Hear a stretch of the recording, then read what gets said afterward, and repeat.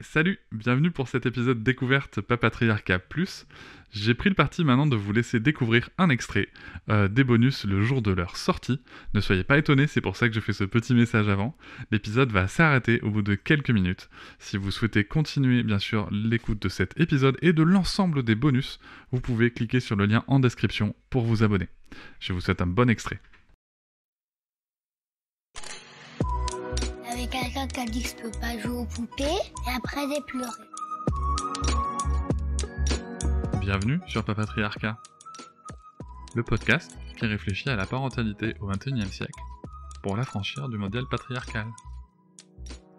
Bienvenue dans cet épisode bonus. Je tiens avant tout à vous remercier énormément, car si vous pouvez l'écouter, c'est que vous soutenez mon travail tous les mois. Et c'est grâce à ce soutien, grâce à cette énergie et à vos écoutes que le projet Papatriarcat peut continuer, que ce soit en podcast ou sur d'autres supports. Et je vais maintenant vous laisser tranquillement découvrir ce contenu exclusif, et je vous souhaite une très bonne écoute.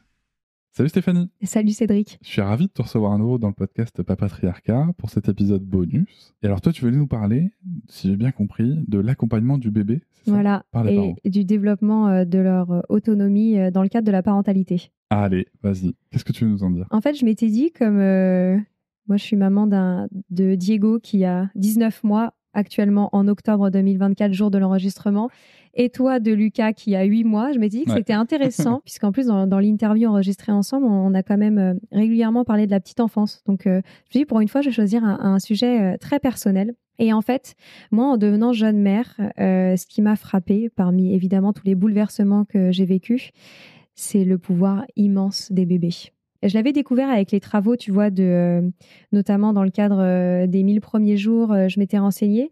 Mais là, en le vivant avec Diego, c'est vrai que je me rends compte qu'en mettant en place certaines toutes petites choses en tant qu'adulte, en tant que parent, on vient vraiment accompagner au mieux ce potentiel immense qu'ils ont.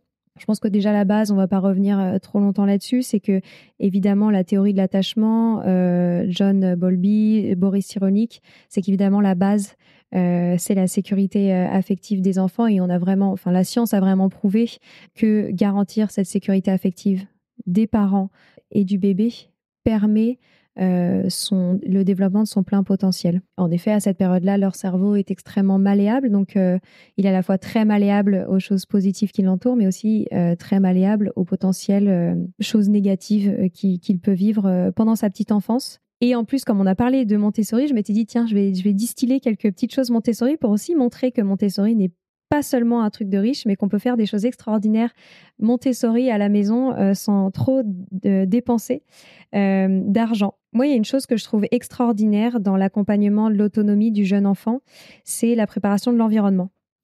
Alors ça, tu me diras comment toi, tu t'es préparé pour l'arrivée de Lucas. Mais ça, là-dessus, je me suis quand même beaucoup inspirée de la pédagogie Montessori. Et voilà, c'est la fin de cet extrait. J'espère qu'il vous a plu. Si vous souhaitez en découvrir plus et découvrir aussi tous les épisodes bonus, mais aussi avoir accès aux épisodes un jour plus tôt et ne plus avoir ni pub ni sponsor, je vous invite à vous abonner à Papatriarcat Plus au lien en description du podcast. Je vous souhaite une très belle journée. Je vous remercie de m'avoir écouté. Je vous invite à vous abonner et nous pouvons aussi nous retrouver sur Facebook, Instagram et sur le blog papatriarcat.fr. À bientôt.